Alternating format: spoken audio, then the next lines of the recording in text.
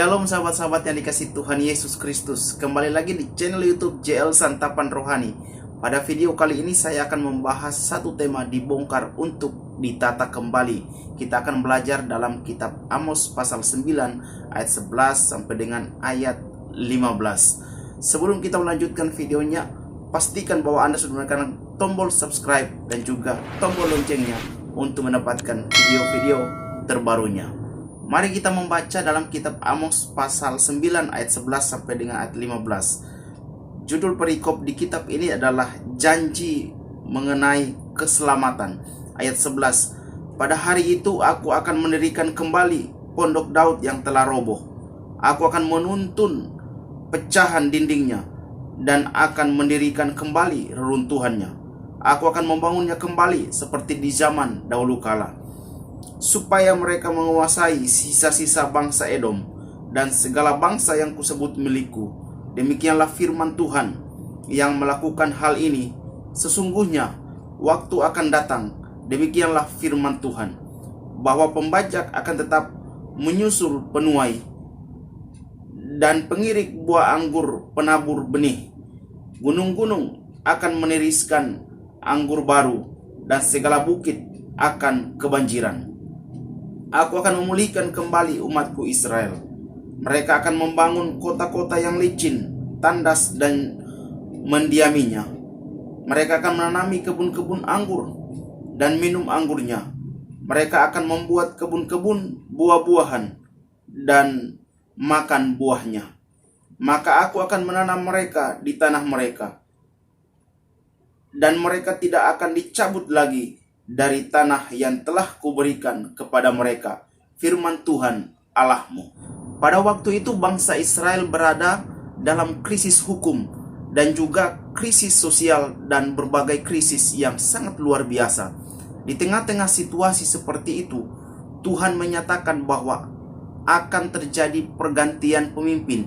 Dijelaskan dalam ayat 11. Hal itu terus dilakukan karena para raja yang memerintah tidak lagi bertindak sebagai Mesias yang membawa pengaruh dan yang berpegang teguh kepada kebenaran dan keadilan Allah, sehingga menyebabkan hancurnya bangsa itu. Nubuat ini menyatakan bahwa Allah telah menolak para pemimpin dan seluruh kroninya, dan juga menggantikan figur yang baru, yaitu Daud yang baru. Daud yang baru di sini adalah Raja Mesias yang akan datang. Pertanyaannya adalah, apa yang akan ditata kembali oleh Mesias? Kita akan belajar dua hal yang akan ditata kembali oleh Mesias ketika dia datang. Yang pertama, akan membawa bangsa ini kepada ketentraman, kesejahteraan, dan kemakmuran seperti pada zaman Daud dahulu kala. Di dalam ayat 11 di situ dikatakan, pada hari itu aku akan mendirikan kembali pondok Daud yang telah roboh. Aku akan menutup pecahan dindingnya dan akan mendirikan kembali runtuhannya. Aku akan membangunnya kembali seperti di zaman dahulu kala.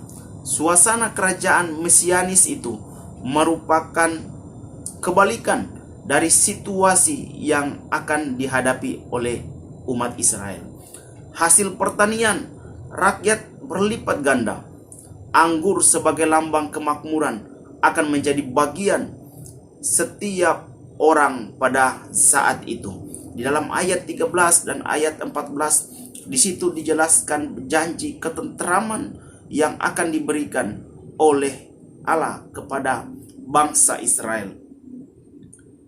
Sesungguhnya waktu akan datang, demikianlah firman Tuhan, bahwa pembajak akan tepat menyusul penuai dan pengirik buah anggur penabur benih. Ayat 14. Aku akan memulihkan kembali umatku Israel. Mereka akan membangun kota-kota yang licin, tandas dan mendiaminya. Mereka akan menanami kebun-kebun anggur dan minum anggurnya. Mereka akan membuat kebun-kebun buah-buahan dan makan buahnya. Hal ini menunjukkan bahwa kedatangan Mesias akan membawa perubahan. memberikan ketentraman, dan memberikan kesejahteraan kepada rakyat atau kepada bangsa Israel. Yang kedua, Mesias akan memerintah meliputi bangsa-bangsa. Bangsa-bangsa akan berdamai satu sama lain. Semua bangsa akan disebut milik Allah. Wujud pemerintahan Allah itu akan bersifat universal. Dalam ayat 12 situ dikatakan bahwa supaya mereka menguasai sisa-sisa bangsa Edom dan segala bangsa yang kusebut milikku.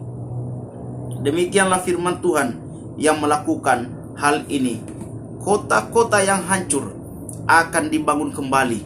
Allah akan menempatkan kembali bangsa Israel di tanah perjanjian. Ayat 15 di situ dikatakan, maka aku akan menanam mereka di tanah mereka, dan mereka tidak akan dicabut lagi dari tanah yang telah kuberikan kepada mereka. Firman Tuhan Allahmu.